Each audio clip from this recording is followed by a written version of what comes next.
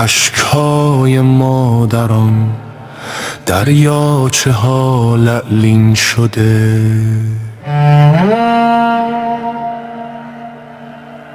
از خون پاک مردمم پس کوچه ها رنگین شده.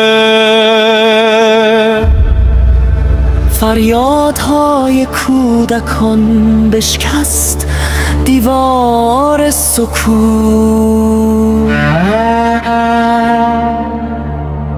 این خاک خسته باز هم درگیر یک نفرین شده.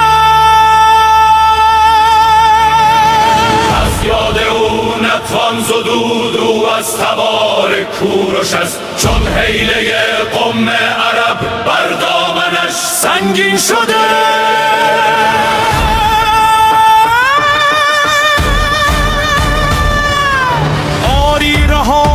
این فریب دریابین این خاک غریب، این کهنه میراث عظیم چون سائلی مسکین شده.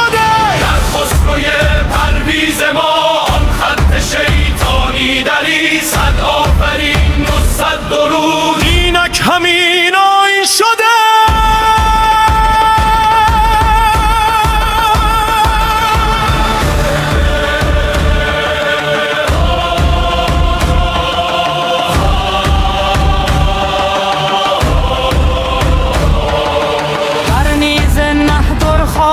کن ایران زمین را پاک کن، ایرانم از این خنجر است اینک چنین خونین شده. خون پاکان میکشد در نزد هم فریاد هر باری چو یاد آری ورا درد تو را تسکین شده. ایران دوباره میشود